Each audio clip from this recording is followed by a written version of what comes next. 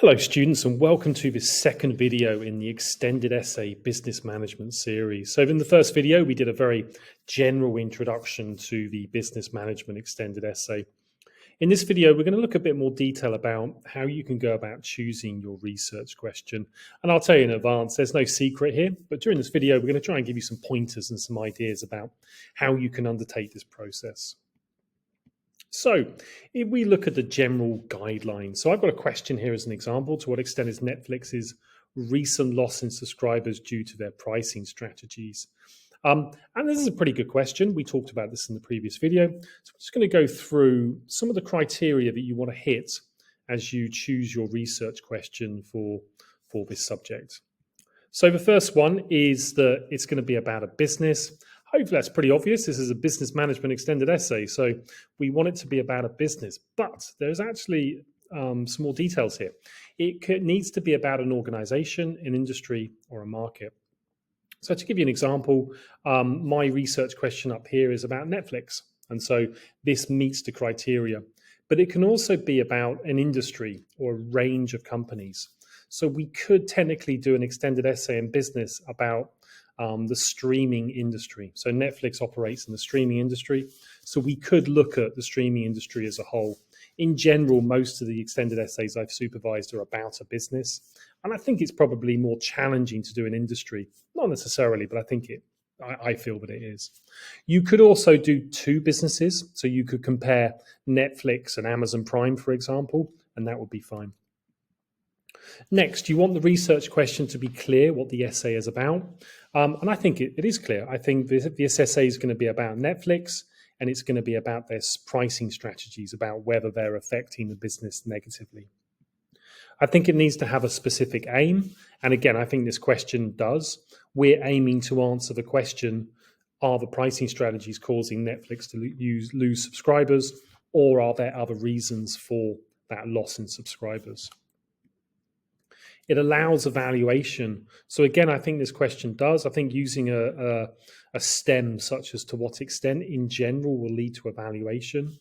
And so what I would anticipate with this essay would be to answer this question, we'd need to look at what are the possible reasons that Netflix lost subscribers and how important a reason are the pricing strategies. And then we can answer that question, to what extent are the pricing strategies causing them to lose subscribers? And the answer might be nothing. There's no relationship. The reason they're losing subscribers are other things. Oh, by the way, in general, depending on the year you watch this video, Netflix may have lost or gained subscribers, but the number of subscribers that they're going to have is going to go up and down over time. So it may be that when you're watching this video, that question might not be relevant. I think you get the idea. We want it to be somewhat answerable. Now, I'm using the word somewhat because it might not always be possible to answer questions. So if we looked at this question here, we are never going to be able to conclusively say that the reason they've lost subscribers is because of their pricing, because there's so many variables at play that we can't conclusively 100% answer that question. But we can have a go. We can have a go at answering it, and we can come to a conclusion. And during the conclusion, we'll say, well, we've had a good go at answering this, but there are limitations to the conclusion. But we want something which is somewhat answerable. It needs to be broad enough so 4,000 words can be written. So we want the question to be broad enough, not too specific, but also we need to be focused enough to be answered in 4,000 words. And this is a balancing act. We want the question to be broad enough so we can write lots, but we don't want it to be too broad, because if it becomes too broad, then you've got too many words. And so as you go through the process, you may end up making your research question more broad, more specific, in order to balance the number of words. And so if I were to go through these criteria for this question, the one above, this is a pretty good question. I don't think it's perfect, but it's pretty good. I'd probably want to make this more specific by narrowing it down to Europe, because I think that this question, 4,000 words actually isn't that much. And I think you might struggle to answer it in 4,000 words. So I'd probably want to narrow it down to Europe. You could also narrow it down to a country, but I think that's fine. And so just in general, on the right-hand side, I've narrowed down these criteria to 4. I think it should be about a business, industry, or market, clear, what the essay is about, specific aim, and allows evaluation. And I think those are the four most important things for evaluating your question. So on to the bit you're probably still wondering about. Where do you get the ideas for your research question? How do you choose a business? How do you choose a topic? How do you choose a research question? Well, to some extent, that's up to you. You can choose any question possible. But what I've got now are 4 examples of how previous students have come up with their question. So the first one is about a company called Evergrande. This is a Chinese property developer. And this student was a student who read the news a lot. So every day or many times a week, they'd read the news. And this was a news article that they found and they were following, and they followed this news article for a period of time. We also coincidentally covered this in class as well. So it's one that I chose because I thought it was really interesting. And so Evergrande had problems with bankruptcy and liquidity. And so their question was, to what extent has conglomerate diversification led to the $300 billion of liabilities and the ultimate insolvency of the largest Chinese real estate developer, Evergrande? So let's assess it against our criteria. It's about a business. Yep. It's clear what the essay is about. Yes. The essay is trying to say, what are the reasons for insolvency and to what extent was it because of conglomerate diversification? Has a specific aim. Yes, we've covered that. And also allows evaluation. Anytime you've got to what extent, you're normally going to be allowing evaluation. So the first way you can choose a question is just to follow the news. And so hopefully you've been doing that through your IB journey so far. If you haven't been following the news, well, then start following the news. Go and look at different news articles, different websites, and you might find something which piques your interest. Okay, second one is maybe you're interested in a specific company. So this was another E I supervised. What has been the most important factor for IKEA becoming a super brand? So this student was interested in the company IKEA, and they really wanted to do IKEA. So what they do is they chose a company, and then they found a topic which they thought would be suitable for an extended essay. So again, it's about a business. It's clear what the business is about. Why are they a super brand?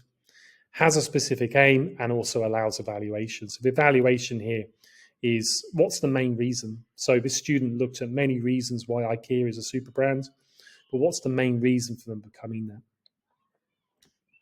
Okay, thirdly, looking at something from the past. So you might go back in the past and you might look at an event that happened and you might be like wanting to know why that happened. So this one was about BlackBerry.